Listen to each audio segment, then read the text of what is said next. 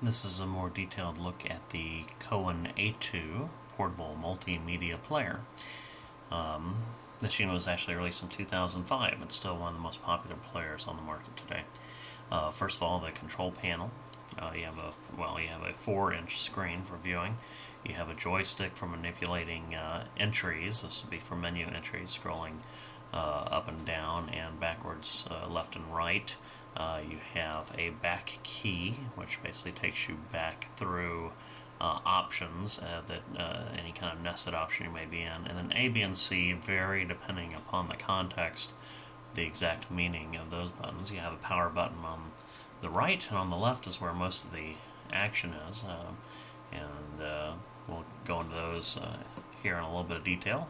We have the audio-video output and audio-video input. This player can actually record audio and video. We have a USB device port, which allows you to use this as a USB storage device. We also have a host port, which allows you to take a storage device and hook it up to this player and use the player to access files stored on a separate device, such as a camera or other USB storage media. You can transfer the files over to the player. Unfortunately, it's only one direction, and that is to take the files to the player. Then finally, of course, you have your DC input. On the top, we have the stereo speakers and the microphone. That's power on the player. On the bottom, I forgot to show you. On the bottom, we have whether you want the output to go to the LCD, out through the audio-video out port, or the hold. And the hold would allow you to actually hook the device up to a USB cable to your computer and actually charge the unit through USB. We're going to have on the LCD out right now. We're going to power the unit on.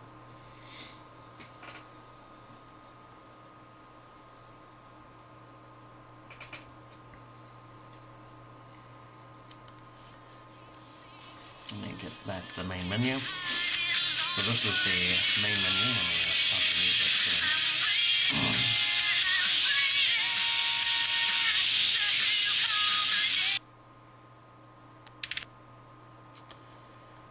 Alright. Main menu, this is in the large iconic interface mode. We can also have it in the small icon interface mode if you don't like the large icons or you want the most screen real estate. The screen can be actually playing, you can actually be listening to music or even see the video playing in the background while going through the menu entries on this device, which may be a reason why you'd want to use the small icons. We're going to use the large icons right now. You'll see that as far as selections off the main menu, we can watch movies, we can play music, we can browse photos, we can browse text documents. We have a general browser that will allow you to browse just files on the player of all media types.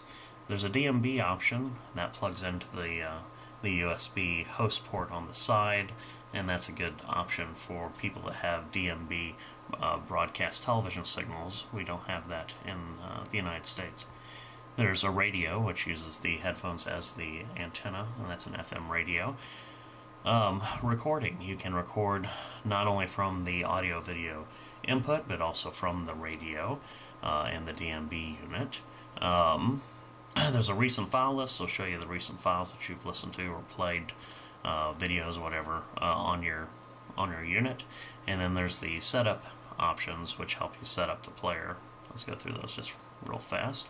So once you go into the setup menu, you can alter the display characteristics, which has to do with whether you're supporting a display, especially like an external display that could be 4:3 instead of 6:9. This is a 6:9 aspect ratio display.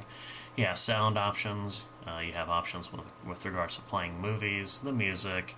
There's information about the player that you can get through the settings and the DMB, like channel selection and radio recorder. A lot of these options are sub-options that you can get to when you're actually like playing media. So when you're using the video or the audio portions, a lot of the settings for some of this stuff can actually be set from those places as well.